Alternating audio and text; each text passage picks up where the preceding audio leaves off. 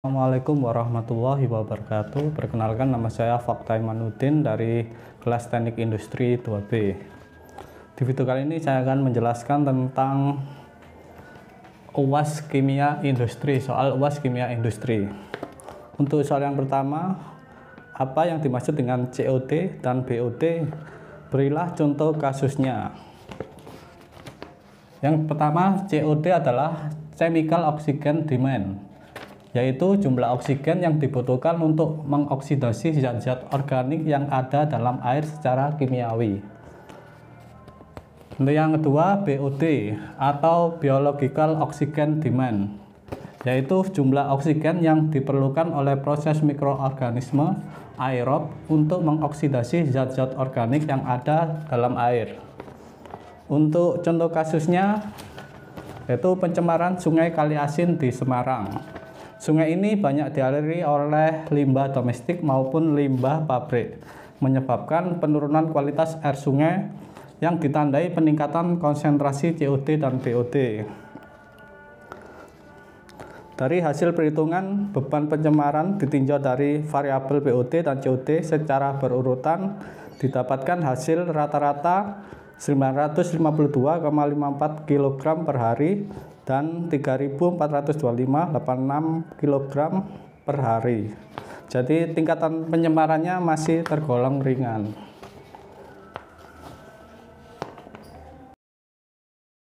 Untuk soal yang nomor 2, salah satu dampak pencemaran udara adalah hujan asam.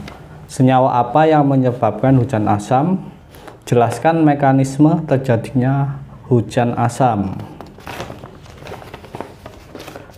Hujan asam berawal dari pembakaran bahan bakar fosil oleh kendaraan bermotor, pabrik, dan pembangkit listrik. Pembakaran tersebut menghasilkan asap dengan berbagai jenis zat, antara lain gas CO2, SO2, nitrogen oksida.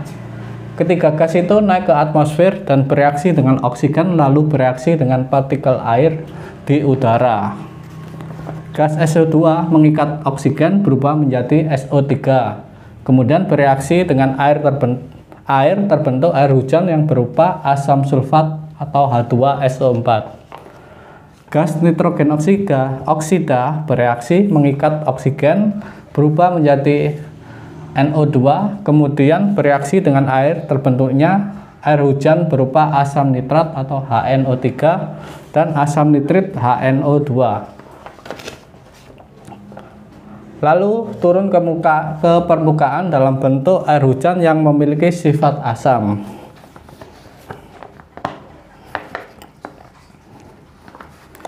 Hujan asam menimbulkan efek yang buruk bagi kehidupan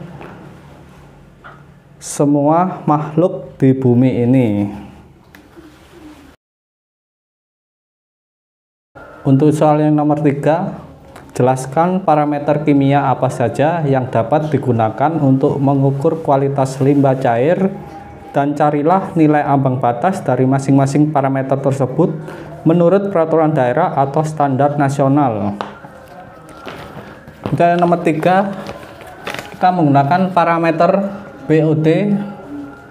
Untuk ambang batasnya yaitu maksimum 160 mg per liter. Untuk parameter kedua kita dengan COD, untuk ambang batasnya maksimum 80 mg per liter. Itu yang ketiga, penggunaan parameter TSS atau Total Suspended Solid atau total padatan tersuspensi yang dengan ambang batasnya 100 mg per liter.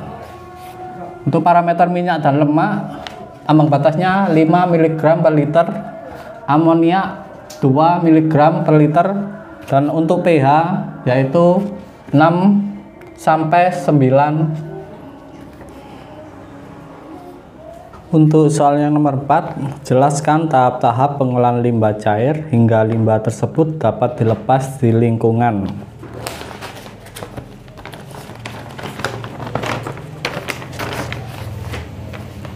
Untuk tahap pertama yaitu pengolahan primer. Pengolahan primer itu yang pertama ada penyaringan. Penyaringan yaitu limbah yang mengalir melalui saluran pembuangan disaring menggunakan jeruji saring.